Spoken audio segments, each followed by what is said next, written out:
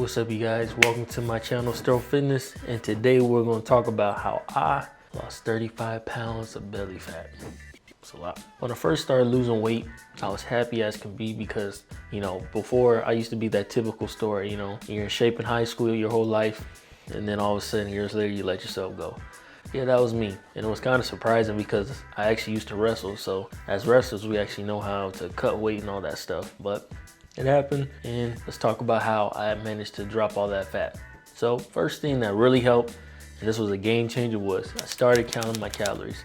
Now I know everybody talks about this, but really knowing how to count my calories really helped with me being able to eat things that I wanted and knowing how it was going to affect my weight. So I can eat some Oreos, can eat a piece of cake, and then I can just know exactly whether or not it's going to actually put fat on me or if it's not going to really affect my weight at all. One thing that really helps a lot with counting calories, because nobody really wants to write that down all day, was I started using a tracking app. Now my personal favorite is MyFitnessPal, because you can literally just go up to an item with a barcode, literally scan the barcode, and it'll track everything for you. Calories, fats, proteins, carbs, all that stuff. So you don't have to spend time throughout your day trying to write things down and be like, okay, what was that? It's like, oh wait, that was 300 calories.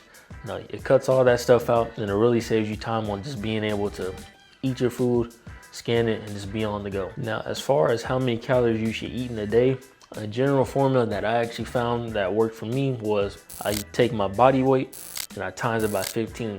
So what this is going to do is it's going to give you your general count of maintenance calories. It's going to be the calories that you got to eat daily to maintain the weight that you're at. I know if I eat 2,800 calories a day, I'm going to stay at this weight. So from there, what I did personally was I dropped that calorie count by between 250 to 500 calories. And by doing that, I was actually able to see some weight progression going down each week. You can do more or less, it's really up to you, but a good number I found is staying between 250 to 500. You can lose weight faster, but the thing is you don't want to cut it too fast because one, it could really drain your energy, and then two, you don't want to go insane eating like only a certain amount of calories. Like, it really sucks when you wake up in the morning and all you can eat is salad. It's like you're not going to last that long doing that.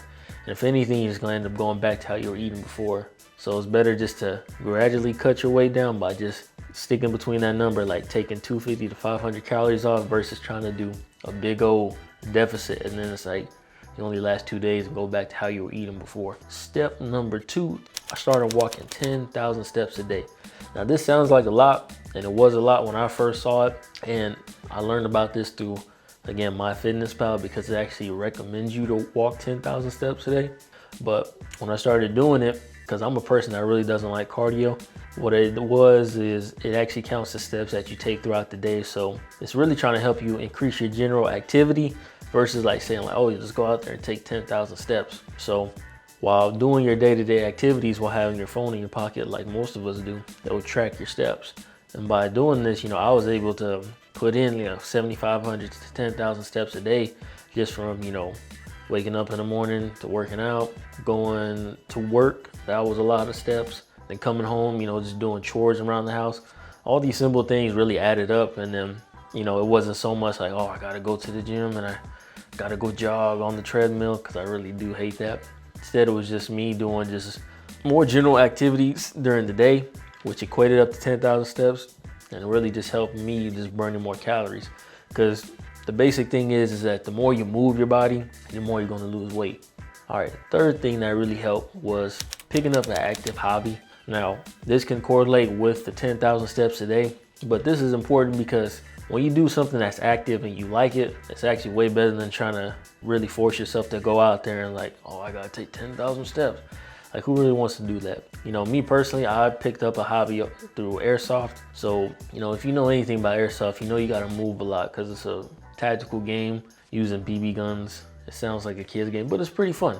So, being able to run around and doing all these type of things, I was actually burning a lot more calories and taking those 10,000 steps way beyond just by doing the physical activity. So then I didn't have to go out my way and be like, oh, I only did 500 steps, now I gotta walk all these other steps. I was able to knock those things out while doing an activity or hobby that I loved. And then there was never really a thought in my mind like, oh man, I gotta walk these steps. I just naturally did it. Now, number 4, it's gonna be a basic one. Everybody pretty much knows it. It's weight training. Weight training is great for losing weight, putting on muscle, all those type of things. But personally, when I was doing weight training, it really helps with muscle. That's what it is. It helped me put on muscle, but the thing was, it didn't help me necessarily lose fat. That's what really is the point of counting calories.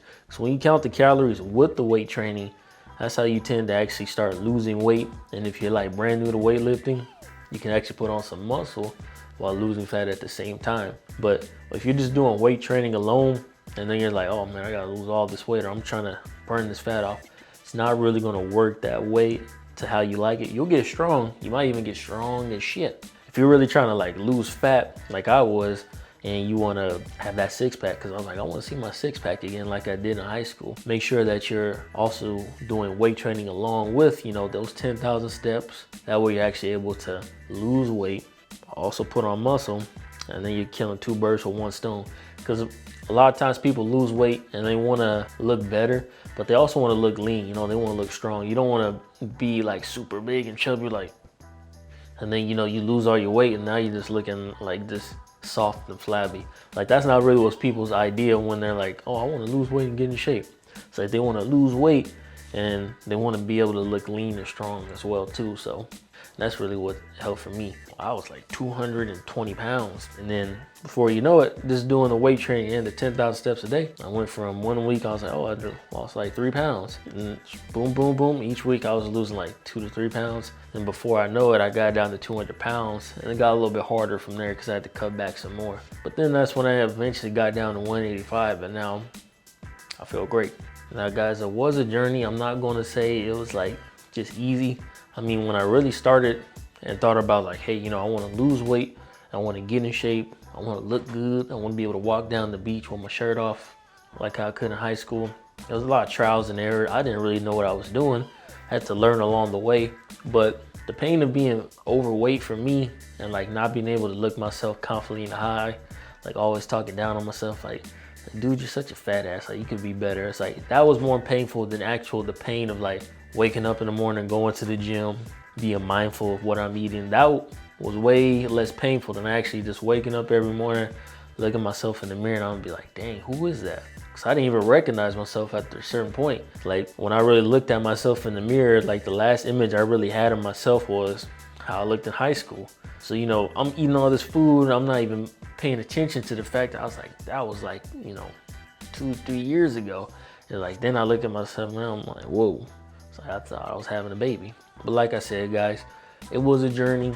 It's going to be ups and downs, but I hope these tips that help me can help you out, and it can help you, you know, speed up the process, because there's no sense of taking something and, you know, trying to learn it in 5 years when, you know, you could learn it maybe in 6, you know, 7 weeks. Save you the time and trouble and just blast past that learning phase and get to where you want to be faster. But again, thank you guys for tuning into my channel. I hope you guys enjoy the content, and make sure to like and subscribe. I'll catch you in the next video.